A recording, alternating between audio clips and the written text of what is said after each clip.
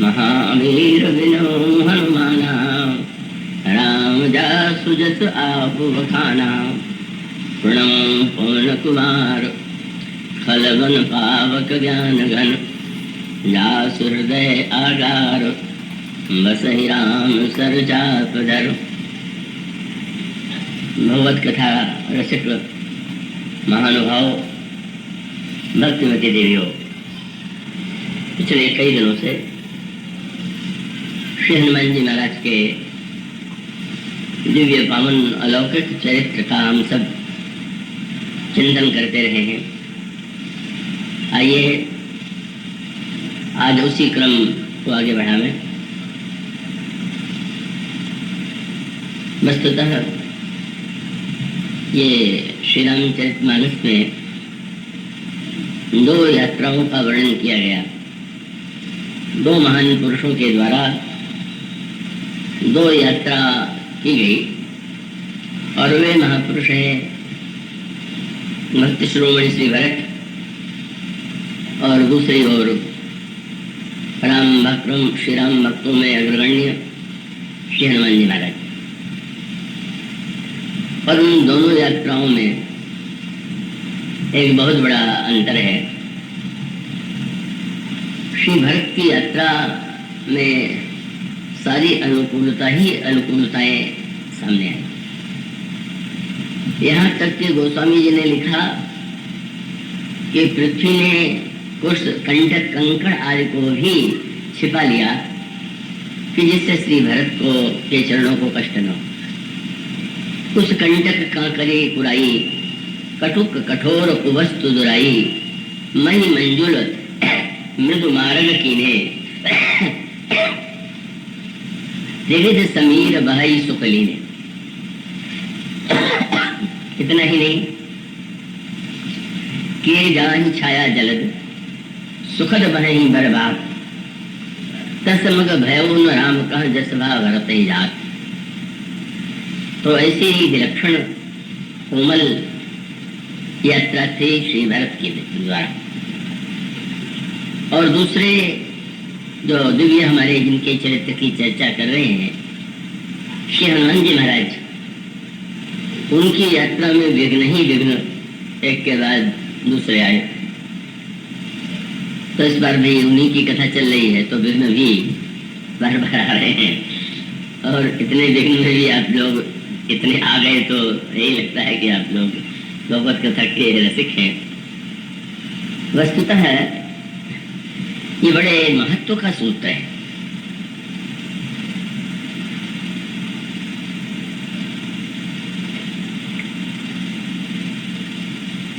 साधारणतया प्रत्येक व्यक्ति के हृदय में भक्ति और साधन के पथ की बड़ी सुकोमल कल्पना होती है और बहुधा व्यक्ति को प्रतीत होता है कि हम भगवान की भक्ति करेंगे, भगवान की पूजा करेंगे तो कोई विपत्ति नहीं आवेगी, कोई बाधा नहीं आवेगी और अनुकूलता ही अनुकूलता हमारे जीवन में रहेगी।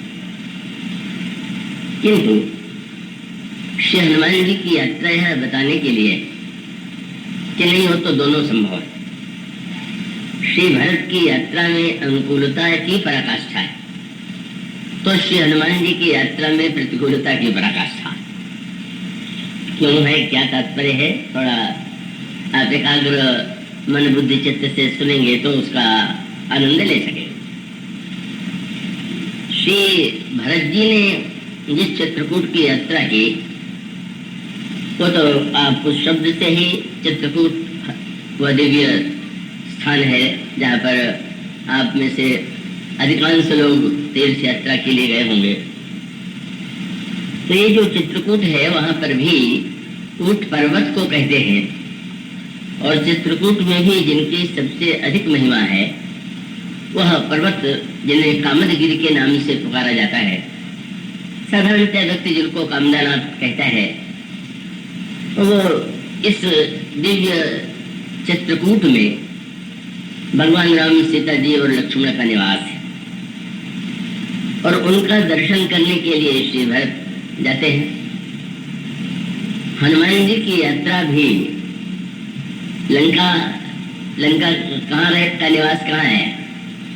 बोले गिरि त्रिकूट ऊपर बस लंका, जह रह रावण सहज असंका। लंका त्रिकूट पर स्थित है। तो चित्रकूट और त्रिकूट, इसको, इसके रहस्य को, शब्द के तात्पर्य को समझ लेना चाहिए। त्रिकूट शब्द का अर्थ है जहां पर 3 शिखर, और चित्रकूट का जहां पर एक गिरि शिखर है श्री कामदानाथ जी। वैसे मुझे स्मरण आता है, मुझे सौभाग्य प्राप्त होता रहा कि बहुत थोड़ी अवस्था से चित्रकूट धाम मुझे अत्यंत प्रिय रहा है और जाता रहा। पर मैं बहुत अकेले जाता और छिपा करके ही जाता था कि लोग वक्ता के रूप में मुझे न जान लें। तो उन यात्राओं में एक ऐसे सज्जन मिले, बहुत भोले भाले और बड़े सरल स्वभाव के। उनको यह भ्रम हो गया कि शायद मैं किसी धनिक सेठ का पुत्र हूँ, और भ्रम इसलिए हो गया कि शायद दान दक्षिणा देने की रुचि देख के उनको लगा होगा। तो वो बड़े प्रेम से मुझसे ये कहने लगे कि तुम तो कई वर्षों से आते हो, अब यहाँ का रहस्य मैं तुम्हें सुनाऊंगा, मैं तुम्हें कथा सुनाऊंगा। तो मैंने कहा कि इससे सौभाग्य बड़ा क्या होगा कि आप सुनाएंगे। तो उस समय मैं श्रोता और हमारे उनको गर्गी जी कहते थे, वो कथा सुनाते थे। तो सबसे पहले उन्होंने मुझसे ये पूछा कि चित्रकूट का अर्थ तुम जानते हो? तो मैंने कहा नहीं, मैं तो नहीं जानता, आपसे सुनने के लिए बैठा हुआ हूँ। तो उन्होंने एक नया अर्थ बता दिया।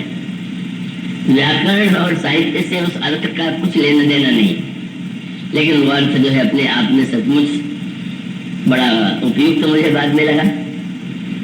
उन्होंने कूट का अर्थ पर्वत नहीं किया, वो पढ़े लिखे भी कुछ नहीं थे, बिल्कुल साधारण से साधारण भाषा का ज्ञान था।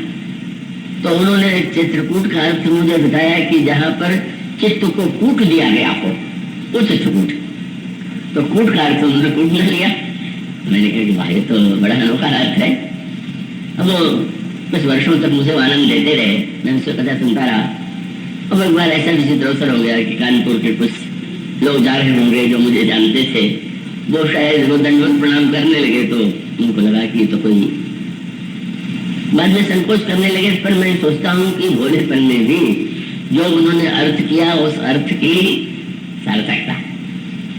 और सार्थकता क्या है कि मनुष्य के जीवन की जो समस्याएं हैं उसका केंद्र क्या, और तब उसका केंद्र जो है मन है, बुद्धि है और अहंकार है और चित्त है। ये अंतःकरण के 4 जो विभाजन किए गए हैं और जो 4 नाम दिए गए हैं, वही हमारे आपकी समस्याओं का सारा केंद्र है। हम लोग समस्याओं का समाधान केवल बाहर ढूंढते हैं, पर अपने हृदय में ही जो समस्याओं का समाधान है उस ओर हमारी दृष्टि नहीं जाती। और मन बुद्धि अहंकार में भी सबसे अधिक जटिल समस्या चित्त की है, क्योंकि मन का तो प्रत्यक्ष उसकी चंचलता आपको हम सबको दिखाई देती है। और बुद्धि का प्रयोग भी हम लोग करते रहते हैं, कहते हैं कि भाई हमारी बुद्धि से स्वीकार नहीं करती या हमारे लिए बुद्धिगम्य नहीं है, जिसके द्वारा हम निर्णय करते हैं। और अहम का तात्पर्य है कि जब भी कोई कार्य करने आप चलते हैं तो आप कहते हैं मैं करूँगा, और जब कार्य ये हो जाता है तो आपके मन में यह बात आती है, आपकी वाणी से भी वो शब्द निकलता है कि मैंने ये किया। तो इस तरह से मन, बुद्धि और अहंकार, इन तीनों का दर्शन तो प्रत्यक्ष रूप से हम सबको होता है, पर इन तीनों के पीछे जो इन तीनों का प्रेरक है उसका परिचय हमें आपको नहीं मिल पाता, और उसी का नाम है चित्त। चित्त का विस्तार से उसकी व्याख्या करने का अवसर नहीं है, पर इसका अभिप्राय है कि अच्छा मान लीजिए आपके मन में अगर कोई वासना आती है तो कहाँ से आ गई? या बुद्ध के द्वारा जब आप निर्णय करते हैं तो निर्णय जब बुद्ध करती है तो उसका क्या आधार होता है, और जब आप यह कहते हैं मैंने किया तो ये इस मैं शब्द के मूल में भी कुछ है क्या। और तब उसका अभिप्राय यह है कि मन बुद्धि अहंकार के पीछे वह चित्त है। तो मन बुद्धि अहंकार का संबंध तो इस जीवन से है, पर चित्त का एक सरल अर्थ करें तो यह है कि अनेक अनेक जन्म हम सबके हो चुके हैं। तो अनेक जन्मों में जो कार्य व्यक्ति जीवन में करता है तो मृत्यु के क्षण में और जीवन में भी उसके अंतःकरण में संस्कार जो है जहाँ संचित होते हैं, जहाँ एकत्र होते हैं, उसी का नाम है चित्त। ये जो चित्त है वही सारा केंद्र है, और समय समय पर ये चित्त ही के द्वारा कभी मन में जो आता है, एक अच्छा व्यक्ति है उसके मन में कोई बुरी बात आ जाती है, एक बुद्धिमान व्यक्ति है वो सही बुद्धि का प्रयोग नहीं कर पाता, और अहम शब्द का प्रयोग भी हम जाने अनजाने में करते रहते हैं। यह केंद्र चित्त का है। तो ये चित्त जो है जब तक इसका समाधान नहीं होगा, उसका अभिप्राय है कि आप मन को कुछ उपाय करके ध्यान करके किसी तरह से विषयों की ओर से हटाने का प्रयास कर सकते हैं। बुद्ध के द्वारा आप कथा श्रवण करके आपके बुद्धि में अच्छी बातें आ सकती हैं, और आप अहम के विषय में भी यह समझ सकते हैं कि भगवान के द्वारा ये कार्य हुआ। पर ये गोस्वामी जी ने जो शब्द कहा इसकी व्याख्या उन्होंने विनय पत्रिका में की है, और वही सूत्र है। क्या बात है कि बुद्धि से समझ में आ जाता है कि ठीक है, पर उस समय पर वो उल्टा हो जाता है। मन में हम नहीं चाहते, वो कहाँ से बुराई आ जाती है। हम अहम की निंदा करते हैं लेकिन अहंकार हमारे जीवन पर विकार कर लेता है। इसका उत्तर गोस्वामी जी ने विनय पत्रिका में बहुत गंभीर पद में दिया। आपसे मैं अनुरोध करूंगा कि आप मानस का अगर पूरा आनंद लेना चाहते हैं तो विनय पत्रिका अवश्य पढ़ें। रामायण को समझने के लिए केवल किस्से कहानियों का ही आश्रय न ले लें, कव्वाली और गजल से ही रामायण को न समझें। अब तो विनय पत्रिका से समझेंगे तो आप बहुत उसके अंतरंग में प्रवेश करेंगे। तो गोस्वामी जी इस प्रश्न का उत्तर देते हैं कि ये क्यों नहीं व्यक्ति बुद्धि का या मन का वो नियमन कर पाता है। तो इसके लिए गोस्वामी जी ने एक बहुत सुंदर शब्द चुना, पद चुना, और वो ये है कि आप स्वयं भी इस जीवन में भी देखते होंगे। अगर कई व्यक्ति ऐसे होंगे कि जो अपने मुख में उंगली डालते रहते हैं, नाखून कुतरते रहते हैं, बोलने में एक शब्द कभी कभी कर कर की झड़ी लगा देते हैं, और भी अनेक ऐसी बातें होती हैं कि जो व्यक्ति के द्वारा होता है, उसको देख के लोग हंसते हैं। पर अगर उस व्यक्ति से पूछा जाए कि भाई आप ऐसा क्यों करते हैं, तो बेचारा क्या उत्तर दे। अभी वो मुख में उंगली डालना है, नाखून को दांत से चबाना है, उसका कोई अगर उसकी व्याख्या करता है तो मान मूर्ख है। तो बेचारा ये कहे क्या बता रहे, आदत पड़ गई। उसका अर्थ है कि आदत जो पड़ जाती है इस जीवन में उसका भी छूटना है, पर जो जन्म जन्मांतर से आदत पड़ गई है वो कितना कठिन है छूटना। इसी को विनय पत्रिका में गोस्वामी जी समझाते हैं। क्या? मोह जनित मल लाग विविध विधि कोटिहु जतन न जाई। मोह शब्द का सरल अर्थ क्या? मोह का अर्थ है जान करके भी हमारा व्यवहार जब उससे उल्टा हो, इसी का नाम है मोह। गोस्वामी जी ने कहा कि यह जो मोह है, और इस मोह मूल रामायण में भी बार बार कहा गया, और अंत में यह शब्द गोस्वामी जी कहते हैं कि जन्म जन्म अभ्यास निरत चित्त, वही चित्त शब्द का प्रयोग किया गया। कब संस्कार में संग्रहित है। आजकल विज्ञान में भी जैसे कब व्यक्ति संग्रहित कर लेता है, चित्र भी, भाषण भी, और अनेक रूपों में। क्या ये कोई नया आविष्कार नहीं, भगवान का ये आविष्कार पहले से ही है, और वो आविष्कार है आपके चित्त में कितना कुछ है। जब कोई ये कहता है कि देखिए कितना बड़ा आविष्कार है, तो मैं ये कहता हूँ कि निश्चित रूप से आविष्कार बड़ा है, पर वो आविष्कार नया नहीं है। अगर व्यक्ति अपने ही शरीर की ओर ध्यान दे तो आविष्कार पहले से। और उसका अर्थ क्या है कि अब किसी छोटे से उसमें अगर सीढ़ी कह करके या कोई नाम कह करके कहे कि इतने ग्रंथों को भरा जा सकता है, भाषण उसमें भरे रहे, तो थोड़ा आश्चर्य हुआ। पर आप ध्यान से देखिए, आपके मस्तिष्क में कहाँ पर वो बना है यंत्र कि जिसमें न जाने कितनी घटनाएं, न जाने कितनी कविताएं, न जाने कितने वार्तालाप संग्रहित है, और वो कभी कभी तो पूर्व जन्म के भी संग्रहित है। और इसलिए का सच तो यही है कि मनुष्य का शरीर जो है वो ईश्वर ने जो बनाया है वही ब्रह्मांड को समझने की कुंजी। अपने शरीर को समझ लीजिए तो आपको सारे आविष्कारों का रहस्य समझ में आ जाएगा, और समझ लेंगे कि यह आविष्कार नया नहीं है, ये आविष्कार तो पुराना है। अभी परसों हम पढ़ा तो मुझे तो हंसी आ गई। हंसी की बात है तो मैं बोलता नहीं हूँ, तो पढ़ के हंसी इस अर्थ में आई कि वो एडिसन ने जब एक वैज्ञानिक था जिसने ग्रामोफोन का निर्माण किया, तो एक नई चीज थी, तो जब उसका स्वागत किया जा रहा था तो एक महिला ने ये कह करके प्रशंसा किया कि इन्होंने ऐसा आविष्कार किया है कि जिसमें शब्द ही निकलता। तो एडिसन बड़े विरोधी थे, उन्होंने कहा उसका असली आविष्कार तो स्त्रियों के रूप में भगवान ने पहले कर दिया था, मेरा तो आविष्कार है चाहे जब सुने चाहे जब बंद कर दें। मानो स्त्रियों में जो अधिक बातचीत की बात होती है उसको लेकर के उन्होंने एक व्यंग्य भरी भाषा का प्रयोग कर दिया। तो इसका अर्थ ये है वो कोई आविष्कार नया नहीं होता, वो सब के सब आपके जीवन में ही है, आपके मस्तिष्क में ही है, अंतःकरण में ही है, और वो जन्म जन्मांतर के संस्कार चित्त में संग्रहित। इसी को लेकर के तो विनोद बड़ा प्रसंग आता है।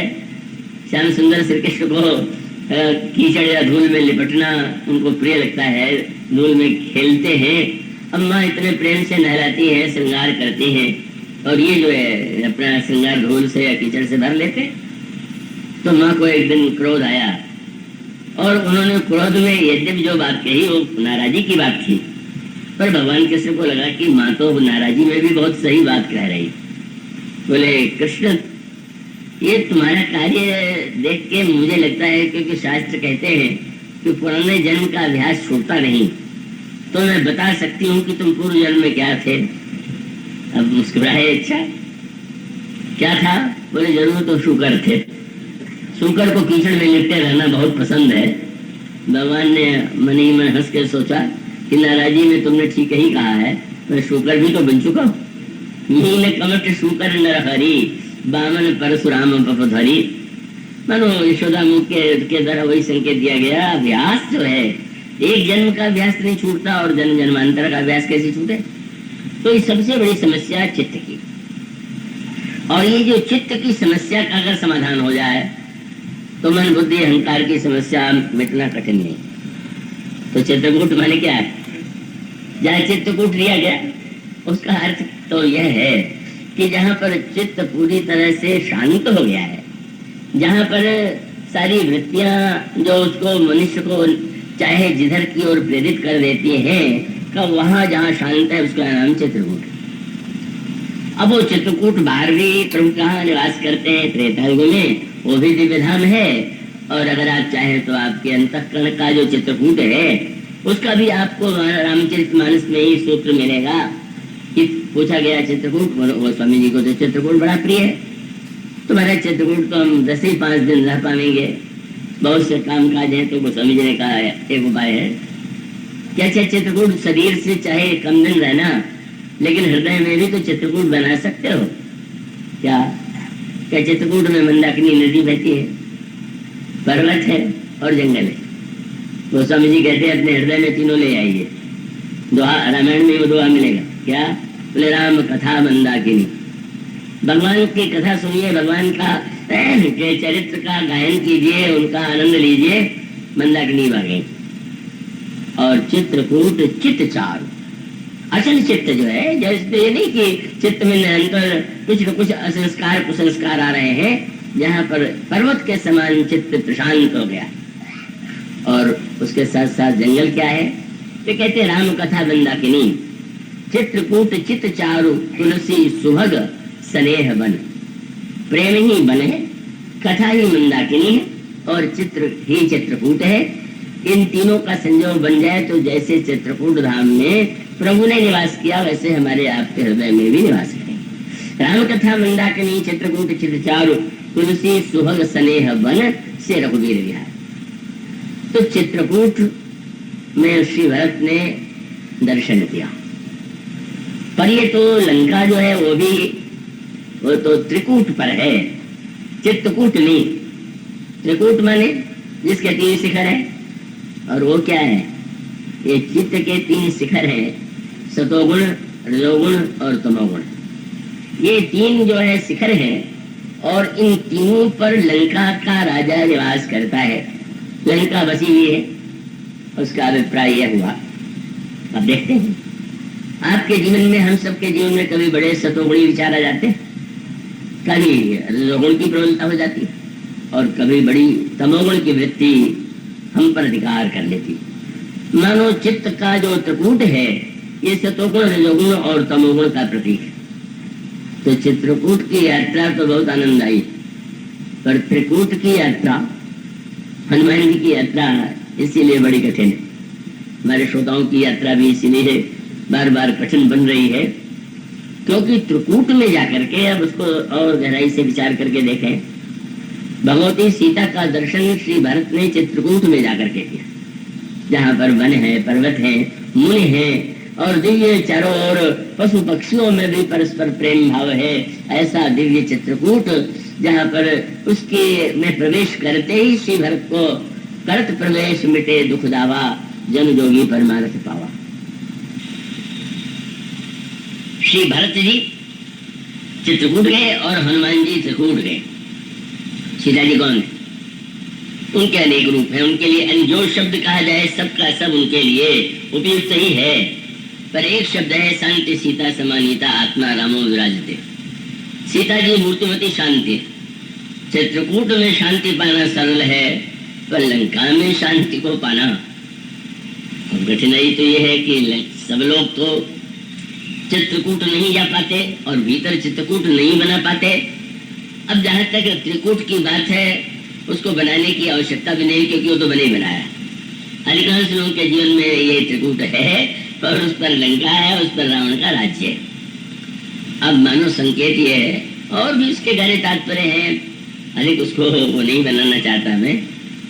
निवृत्ति के द्वारा सीता जी की को पाना और लंका प्रवृत्तिमय है, उसका अभिप्राय क्या है? व्यवहार में यूँ कहे कि भाई किसी तीर्थ में आप जाएं, किसी आश्रम में जाएं, वहां पर शांति का मिलना सरल है, पर जहाँ चारों ओर सड़कें हों, जहाँ गाड़ियां चल रही हों, जहाँ वातावरण दूषित हो रहा, धुआं हो रहा हो, और जहाँ पर नाना प्रकार के कठोर से कठोर व्यवहार और नाना प्रकार के दुष्कर्म भी होते हों, वहाँ तो शांति पाना कोई सरल कार्य नहीं। वहाँ तो शांति पाना अत्यंत कठिन है। ये आप कहीं अनुभव कर सकते हैं। आप कहीं जाएंगे तो आपको शांति सरलता से मिल जाएगी, पर व्यवहार में रहें, संसार में रहें, और लोगों से मिलें, लोगों से व्यवहार करें, और फिर भी शांति चाहें। लेकिन प्रभु यह बताना चाहते हैं कि अब निवृत्ति का अभिप्राय है सर्वत्याग।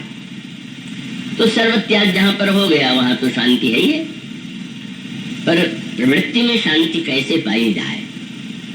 जीवन में जो प्रवृत्ति में ही रह रहे हैं, क्या उनके लिए क्या मार्ग है? तो मानो हनुमान जी को एक काम सौंपा गया।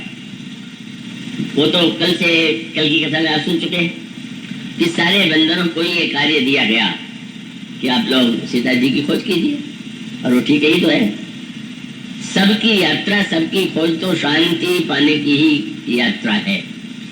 कोई पूरब, कोई पश्चिम, कोई उत्तर, कोई दक्षिण, कोई समुद्र, कभी आकाश में। व्यक्ति किसे ढूंढ रहा है? शांति को। किंतु एक बड़ी समस्या है, व्यक्ति जो है वो 2 वस्तुओं को पाना चाहता है। एक शब्द है सुख और दूसरा शब्द है शांति। अब सुख के विषय में सबसे बड़ी कठिनाई ये है कि व्यक्ति चाहता है कि सुख भी मिले और शांति भी मिले। और सुख की उसकी व्याख्या भी क्या है कि संसार के जितने विषय, जितने भोग, जितनी संपत्ति, जो कुछ प्राप्त जितना होगा उतने हम सुखी होंगे। तो एक और सुख चाहते हैं, और सुख की व्याख्या यही है कि हमारे पास अधिक से अधिक भोग हो, और दूसरी ओर हम चाहते हैं शांति। तो दोनों में परस्पर स्वयं ही विरोध है, क्योंकि सुख पाने के लिए जब हम प्रयत्न करेंगे तो परस्पर राग होगा, द्वेष होगा, झगड़े होंगे, परिवार में भी, समाज में भी शांति पाने के लिए तो ठीक है, जो महापुरुष सब कुछ छोड़ करके एकांत में चले गए, वो मानो उन्होंने शांति स्थिति का अनुभव कर लिया, त्याग शांति अनंतरम। किंतु प्रवृत्ति में शांति कैसे मिले, और यह प्रवृत्ति में शांति जो है ये अत्यंत कठिन है। पर प्रत्येक बंदर यात्रा करता है, और वो यात्रा कर हम सब भी कर रहे हैं, आप सब कर रहे हैं, और उस यात्रा में अलग अलग दिशाओं में यात्रा हो रही। गोस्वामी जी कहते हैं कि बंदर सारी दिशाओं में गए, लेकिन श्री हनुमान जी महाराज और जिस यात्री साधक समूह के जो नायक हैं वो अंगद है। मैं आशा करता हूँ कि आप पूरी एकाग्रता से सुन रहे होंगे। तो अंगद के नायकत्व में जो भेजे गए नल नील, जामवान, हनुमान, महेंद्र, जो सबसे गिने चुने श्रेष्ठ बंदर हैं, वो भेजे गए लंका की ओर। लंका दक्षिण में, तो दक्षिण की ओर जिन्होंने यात्रा किया, उसका सांकेतिक अर्थ है कि दक्षिण को मृत्यु और यम की दिशा माना जाता है। इसलिए जो पुराने संस्कार से अभ्यस्त लोग हैं वो दक्षिण दिशा में पैर करके नहीं सोते। उनको ये लगता है कि भाई यम की दिशा है और कहीं हम उधर पैर करके सोए और पैर पकड़ के खींच लें तो कम से कम थोड़ा तो बचत हो ही जाए कि उधर सिर करने पर पैर न करें। उसका अभिप्राय क्या है कि भाई जो व्यक्ति मृत्यु से निरंतर डरता रहता है वो तो बेचारा साधन करेगा तो अधूरा ही करेगा। तो वस्तुतः जो निर्भय और निर्भय होकर के जो यम की दिशा है, और यो रावण की दिशा का भी अभिप्राय है कि रावण तो लंका का स्वामी है और वो अपने आप को यम और काल का विजेता भी मानता है। उसका अभिप्राय है कि साधकों में भी का सभी साधक समान नहीं होते, और उन साधकों में अधिकांश भेजे गए और अन्य दिशाओं में, और वो चारों ओर सीता जी की खोज करते हैं। और सुग्रीव ने यह कह दिया है कि आप लोग यदि सीता जी का पता 1 मास में लगा करके लौटे तो इससे बढ़ के कोई बात नहीं होगी, और 1 मास में बिना पता लगाए भी लौट जाएं तो हम क्षमा कर देंगे कि चलो भाई इन्होंने प्रयत्न किया, सफलता नहीं मिली। पर 1 मास भी व्यतीत हो गया और बिना सीता जी को पाए लौटे तो प्राणदंड दिया जाएगा। बड़ी अनोखी बात है।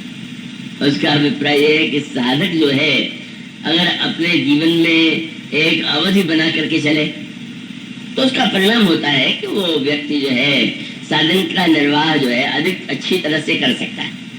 अब कई लोग पूछते हैं जब की संख्या रखनी चाहिए कि नहीं रखनी चाहिए। तो जब की संख्या का अर्थ इतना ही है कि अगर आप माला से जब करें और संख्या को ध्यान में रख करके करें तो आपको ध्यान बना रहता है कि अभी माला पूरी नहीं हुई, और बिना माला के आप जब करें तो थोड़े दिन में लगता है बहुत देर से हम भजन कर रहे हैं। मनुष्य को ये भ्रम बहुत होता है। तो माला का लाभ बहुत बड़ा ये है कि व्यक्ति जो है उसके द्वारा 108 दाने हैं और उसके दाने के साथ इतनी माला जप करनी है, इतना भगवान का नाम लेना है, तो मानो साधना में काल का, दिशा का और व्यवस्था का बड़ा महत्व है। और इसीलिए यह कहा गया, और एक सूत्र और भी है कि साधक को ये दावा कोई नहीं कर सकता तो उसकी साधना कितने दिनों में पूरी हो। किसी की साधना थोड़े दिनों में सफल हो जाती है और किसी की साधना बड़ा उसका लंबा समय लगता है। भगवान कृष्ण इसीलिए श्रीमद् भगवद गीता में दोनों ओर संकेत करते हैं। कई और भगवान ये कहते हैं तत्काल जो है ब्रजनम संतरिष्यसि का यह जो दिव्य ज्ञान योग है उसके द्वारा व्यक्ति तत्काल जो है मुक्त हो जाता है, पाप मुक्त हो जाता है, मुक्ति प्राप्त कर लेता है।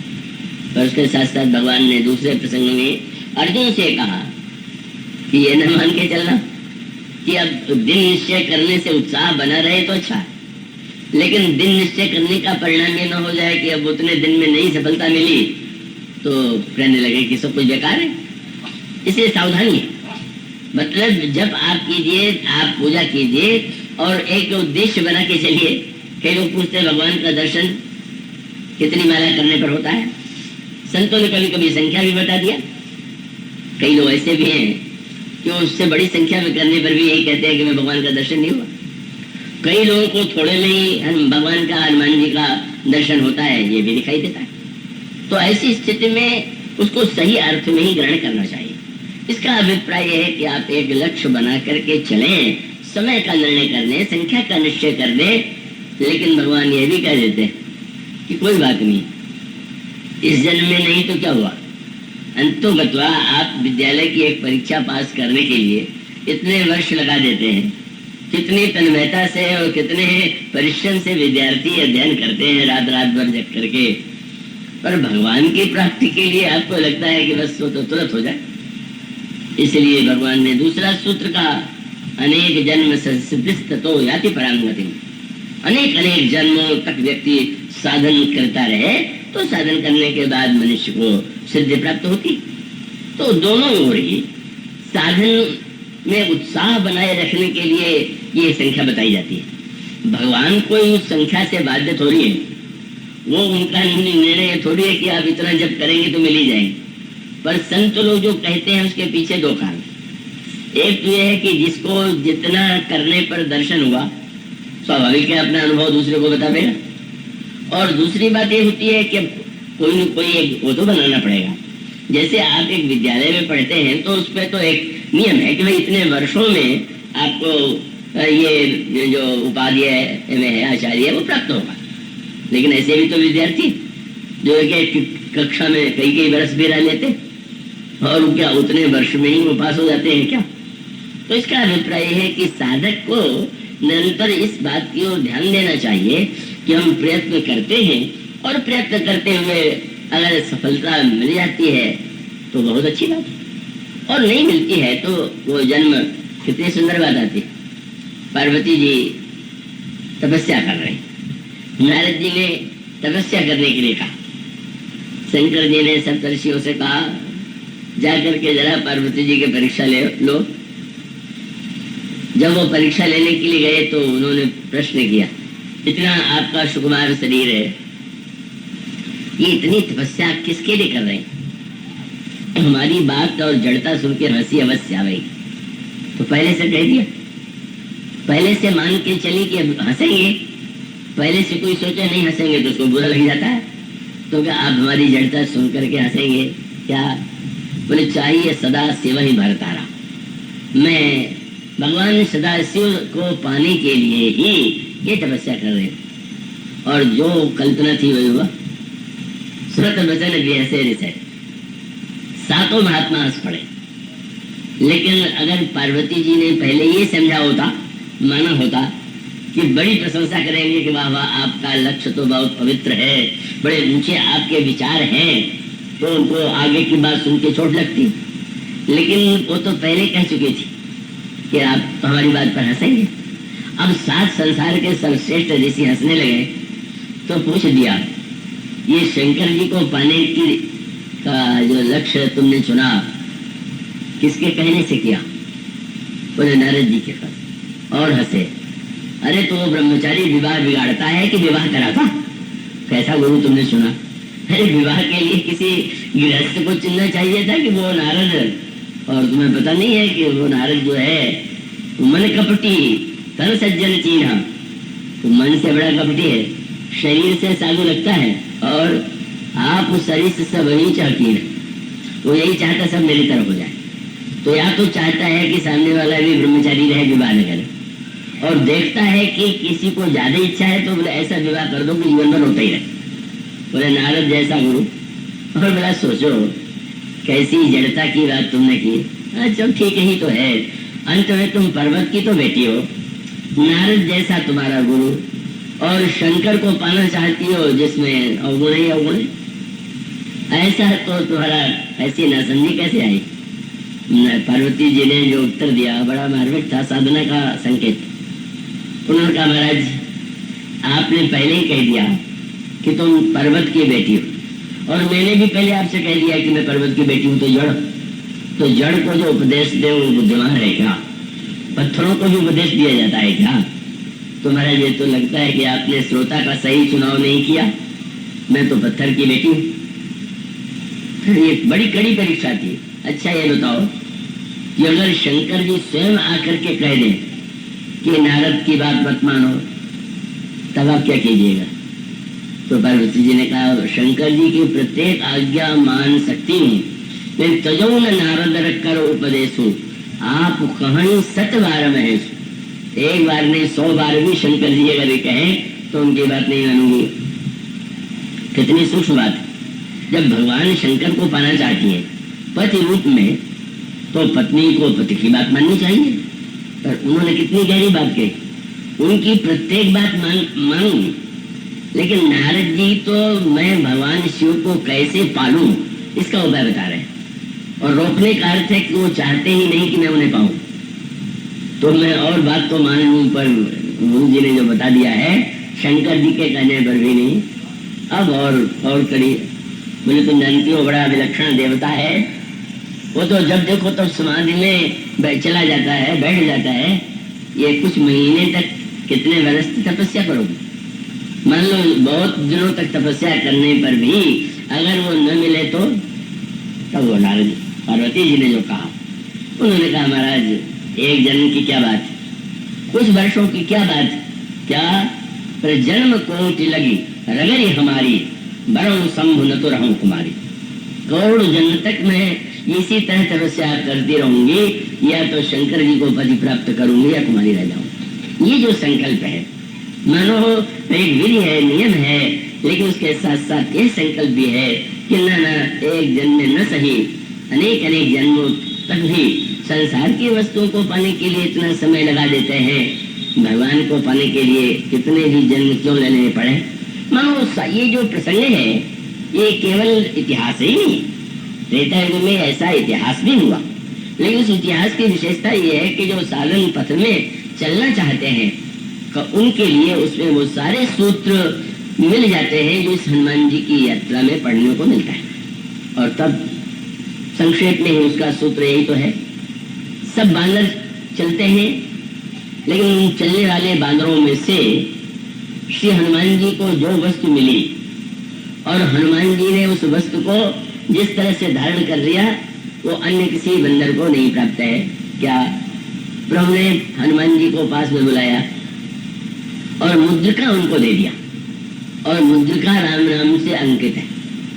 तो मानो नाम की महिमा का रामायण में सबसे अधिक वर्णन है, और ये कहा गया कि भगवान के नाम से बढ़ करके अन्य कुछ नहीं। तो श्री हनुमान जी को ये एक अनोखी मनुष्य का स्वभाव है, क्या महिमा सबसे अधिक नाम की, और नाम का जप करना सबसे सरल। और भक्त तो कहते हैं कि भाई राम नाम तो बोलने में भी सरल है, कृष्ण नाम में चाहे जीभ थोड़ी टेढ़ी करनी पड़े, ये तो विनोद में मैं कह रहा हूँ, कृष्ण भक्त बुरा नहीं मान लेंगे, पर राम नाम तो बहुत सीधा बड़ा सरल है। लेकिन क्या अनोखी बात है, जब राम नाम की इतनी महिमा है तो राम नाम लोग क्यों नहीं ले रहे हैं? बोले उसकी जो सरलता है वही कठिनाई। सरलता माने जो कठिनाई होती है उस पर लोग भरोसा करते हैं, और जो बहुत सरल हो, किसी से कह दिया भाई राम नाम का जप करो तो बोले हम तो पहले से जानते, आपने क्या बताया। तो इसका अभिप्राय कि वो 2 अक्षर से ही परम कल्याण हो सकता है, यह सत्य होते हुए भी इसमें विश्वास अत्यंत कठिन। इसीलिए भगवान नाम के और मंत्र के संबंध में जो उपदेश देते हैं उसमें मुख्यता का है कि बोले मंत्र जाप मम दृढ़ विश्वास हो जाए कि नहीं, यह जो एक राम नाम है, विश्वास एक नाम राम को, यह वृत्ति हनुमान जी में ही विद्यमान। हनुमान जी उस नाम का आश्रय लेकर के साधना का सबसे बड़े महत्व का पूर्ण पक्ष यह है कि इतने विषय हैं और इतने सांकेतिक हैं, ध्यान की जैसे बड़ी महिमा। पर ध्यान का भी 2 रूप, एक तो उस वाटिका में ध्यान और दूसरे अशोक वाटिका में ध्यान। तो उस वाटिका के ध्यान में सीता जी भगवान राम का ध्यान करते हैं। कैसे? बोले लोचन मग राम ही उड़ आनी, दीने पलक कपाट से आनी, नेत्र मार्ग से हृदय में प्रभु को ले आई, पलक का किवाड़ बंद कर दिया और ध्यान में डूब गई। वही श्री सीता जी जब अशोक वाटिका में ध्यान कर रही है तो ध्यान केवल रूप का ध्यान नहीं, उस वाटिका में केवल रूप का ध्यान, और अशोक वाटिका में जय विधि कपट कुरंग संग धाई चले श्री राम, सोई छवि सीता राखिउर, रटत रहत हरि नाम। अशोक वाटिका के ध्यान में, लंका के ध्यान में नाम जुड़ा हुआ है जब, और पुष्प वाटिका में केवल रूप का ध्यान। उसका अभिप्राय ये जो नाम है, इसको गोस्वामी जी ने बड़ा सुंदर रूप दिया। सूत्र यह है कि आप क्या करते हैं, आप कमरा बंद करके ही तो पूजा करने बैठते हैं। अब केवल आप किवाड़ बंद कर लें और मन का किवाड़ न बंद करें तो अधूरा किवाड़ बंद करना हुआ, पर कम से कम व्यवहार में तो आप किवाड़ बंद कर ही लेते हैं। तो ध्यान में पूछा गया कि आंख क्यों मूंदते है, तो बोले ये कपाट है, किवाड़ है। आंख खुली हुई है तो इतने लोग दिखाई दे रहे हैं, आंख मूंदने का अर्थ है कि हम इसको नहीं देखेंगे। तो नहीं देखेंगे तो मानो किवाड़ बंद कर लिया। किवाड़ खुला है तो चाहे जो आ जाए चाहे जो चला जाए, इसलिए किवाड़ बंद करते हैं। और उस किवाड़ को गहराई से बंद तब किया जाएगा जब मन का किवाड़ भी बंद कर दिया जाए। वो बहुत कम लोग कर पाते हैं, पर बहुत सुंदर साधना का तत्व हनुमान जी ने प्रभु के सामने निवेदन किया। बाद में हनुमान जी जब महान कठिन यात्रा करके सारी कठिनाइयों को पार करते हुए जब जनक नंदन ने सीता का दर्शन किया, इतनी विपत्ति, इतनी बाधाएं आई और अंत में लौट करके आए, तो प्रभु ने पूछ दिया क्या सीता जीवित है? तो उन्होंने यही कहा कि महाराज वे तो प्राण छोड़ सकती हैं, लेकिन एक बात बताइए, किवाड़ बंद हो और किवाड़ के बंद होने के साथ ताला लगा हो और ताला के साथ पहरेदार भी हो, तब कैसे चोरी हो? अब यह संकेत किया गया। ध्यान तो किवाड़ हो गया और उसके साथ साथ सीता जी जो श्री राम के चरणों की ओर देखती हैं, वो हनुमान जी ने कहा महाराज नाम का पहरेदार का ताला भी काम करता है, किवाड़ भी महत्वपूर्ण है, पर पहरेदार तो पहरेदार अगर सचमुच तगड़ा है तो उसके द्वारा चैतन्य है। तो हनुमान जी ने कहा महाराज लंका में श्री किशोरी जी आपके नाम का जप कर रही है, मानो पहरेदार है, और आपके चरणों की स्मृति है, वही मानो ताला है, और आपके ध्यान में और नेत्र मूंद करके जो डूबी हुई वही कपाट। नाम पारो दियो सनिसि, ध्यान तुम्हारे कपाट, लोचन निज पद जंत्रित, प्राण जाहि के बाट। और इसका अभिप्राय है कि प्रतिकूल परिस्थितियों में भगवान का नाम अवश्य पहरेदार के रूप में आश्रय लीजिए, नाम जप अवश्य कीजिए। नाम जप के द्वारा ही आपकी साधना सुरक्षित रहेगी और प्रतिकूल वृत्तियों से बचने का यह उपाय। हनुमान जी ने उस मुद्रिका को, इसी राम नाम को, उस लंका में मैं जा रहा हूँ जो जहाँ पर प्रवृत्ति है, जहाँ भोग है, जहाँ विलास है, जहाँ प्रतिकूलता है, वहाँ हनुमान जी नाम का आश्रय लेकर के ही, मुद्रिका का आश्रय लेकर के ही उस लंका में प्रस्थान करते हैं और समस्त विघ्न बाधाओं को पार करते हुए। नृत्य जी ने यही कहा, कुछ लोग ऐसे होते हैं कि विघ्न की कल्पना करके ही काम नहीं करते। अरे भाई बड़ी कठिनाई, प्रारब्धते न खलु विघ्न भय नहीं चाहिए। निम्न कोटि का व्यक्ति विघ्न की कल्पना से ही काम नहीं करता। और प्रारब्ध विघ्न विहिता विरमंति मध्या, मध्यम कोटि का वह है कि जो करता तो है पर विघ्न पड़ने लगे तो छोड़ देता। और विघ्न ही पुनः पुनः रपि प्रतिहन्यमाना प्रारब्ध उत्तम जना न परित्यजन्ति। तो श्रेष्ठ वह है कि विघ्न पर विघ्न आते जाएं, और वह जो है मनो संकेत यही है कि सर्वदा भरत जी की यात्रा की कल्पना मत कीजिए, हनुमान जी की यात्रा जिसमें इतने विघ्न हैं, और उन समस्त विघ्नों को हनुमान जी किस तरह से भगवान के नाम के प्रभाव से पार करके अंत में शांत रूपा सीता की कृपा प्राप्त करते हैं, इसकी चर्चा कल होगी। आज इतना बोलिए सियावर।